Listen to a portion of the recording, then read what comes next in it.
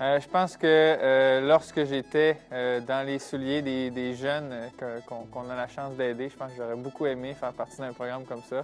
Je pense que j'ai eu la chance d'avoir des mentors de différents sports à cet âge-là. Donc, c'est tout simplement ma façon. Je pense que ça m'a beaucoup aidé. Si je peux les aider à ma manière, essayer de mettre mon petit grain de sel à tout ça, puis les pousser à essayer de s'améliorer et aller au bout de leur rêve, bien, je vais en être très fier. Donc, c'est ce qui me motive.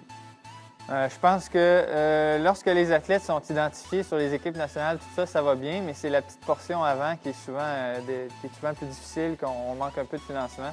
Puis je pense que c'est le genre d'initiative qu'on prend avec le projet en ce moment qui aide ces jeunes-là à monter à la prochaine étape parce que c'est souvent la première étape où il y a le moins d'argent, c'est le moins intéressant, les gens ont le moins de vision lorsqu'ils donnent de l'argent. Donc, c'est là-dessus qu'il faut se concentrer, à mon avis, parce que c'est la base de la pyramide, donc c'est impensable de construire le dessus sans penser au dessous. Donc, c'est dommage, mais je pense que c'est le genre d'initiative avec le projet que vous entreprenez, qu'on entreprend, qui va nous permettre de changer ça. Donc, mon nom c'est Sophia, j'ai 17 ans et je fais du karaté depuis que j'ai 10 ans.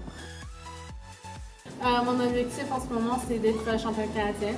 Puis par la suite, ça serait d'être championne du monde. Puis puisque le karaté va rentrer dans les Olympiques en 2020, mais ça sera aussi faire les Olympiques, puis peut-être arriver au même niveau qu'Antoine.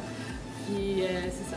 Je trouve en fait inspirant le chemin que tu as entrepris jusqu'à ta médaille et aux Olympiques et tout. Puis je trouve que c'est vraiment c'est motivant de savoir que c'est possible de le faire. Puis c'est ça. Cool. Je nous souhaite d'aller aux Jeux olympiques ensemble à Tokyo.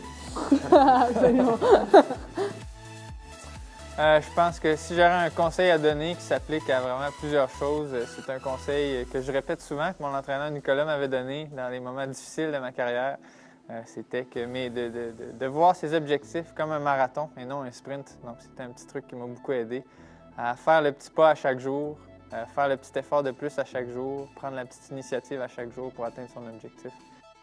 Pour moi, les saines habitudes de vie, ça m'a beaucoup aidé dans mon sport, mais je pense que ça m'a aussi beaucoup aidé académiquement. Je pense que je n'étais pas un élève modèle, je n'étais pas quelqu'un qui académiquement avait beaucoup de facilité.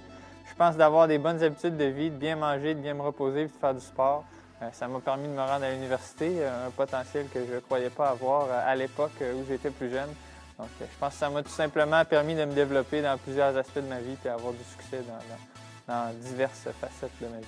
Je pense que c'est important de réaliser que notre carrière d'athlète dure 5, 10, 15 ans si ça va bien, puis notre carrière professionnelle dure toute une vie. Je pense que quelque chose que j'ai appris avec mon expérience à Londres, à Rio, que j'ai peut-être fait différemment, c'est de vivre le moment présent.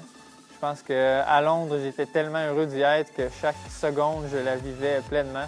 Alors qu'à Rio, je me suis peut-être projeté dans le futur. J'ai pensé beaucoup aux résultats et non au processus. Donc, des petites choses comme ça. Je pense que ça m'a permis de comprendre que le moment présent est le moment le plus important. C'est sur ce moment-là qu'on a le contrôle. Donc, c'est là-dessus qu'il faut mettre un peu de vie.